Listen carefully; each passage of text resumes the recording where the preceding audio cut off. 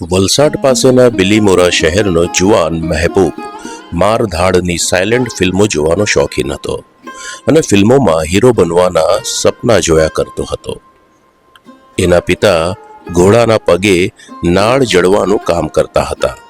ગરીબ બાપ દીકરાના સ્વપ્નો પૂરા થાય એ માટે એક પારસી વડીલ પાસે ભલામણ ચિઠ્ઠી લખાવી મહેબૂબને આપી મુંબઈ રવાના કરે છે.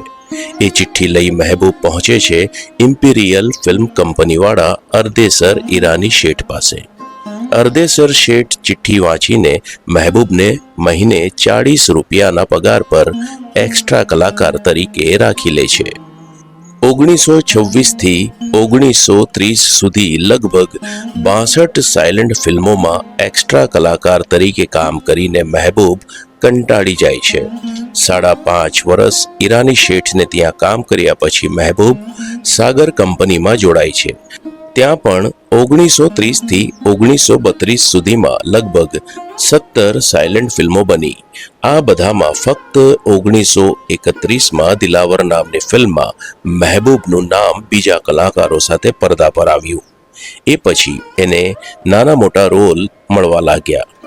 વીર અભિમન્યુથી સાગર મૂવીટોનના નામે ટોકી ફિલ્મો બનવા માંડી હતી. મહેબૂબને પણ હવે ધ્યાનાકર્ષક રોલ મળવા માંડ્યા હતા, પણ એને સંતોષ ન હતો. એ અંદરથી બેચેન હતો. એને કંઈક કરી બતાવવું હતું.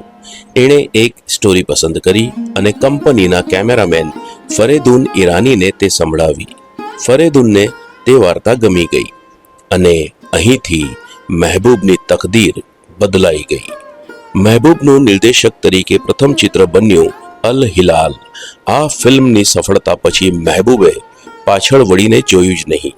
એક અભણ વ્યક્તિ જેણે ફિલ્મોમાં એક્સ્ટ્રા તરીકે કામ કર્યું અને પોતાની મહેનત, સૂઝબૂઝ અને કંઈક કરી બતાવવાના જુનૂનથી ભારતનો પ્રથમ હરોળનો નિર્દેશક બની ગયો, જેણે મધર ઇન્ડિયા જેવી કાલજયી ફિલ્મ આપી ઇતિહાસ સર્જ્યો. મહેબૂબ ખાન આપણા ગુજરાતનું ગૌરવ છે. એમના જીવનની ગાથા આપણને એ શીખ આપે છે કે તમારી અંદર જોશ, જજ્બો, કંઈક કરી બતાવવાનું જુનૂન હોય તો કોઈ પણ રસ્તો મુશ્કેલ નથી. બસ ઈમાનદારીથી એ માર્ગ ઉપર ચાલતા રહો, મંઝિલ જરૂરથી મળશે જ. જોતા રહો અમિત અને ગુજરાતી સિનેમા.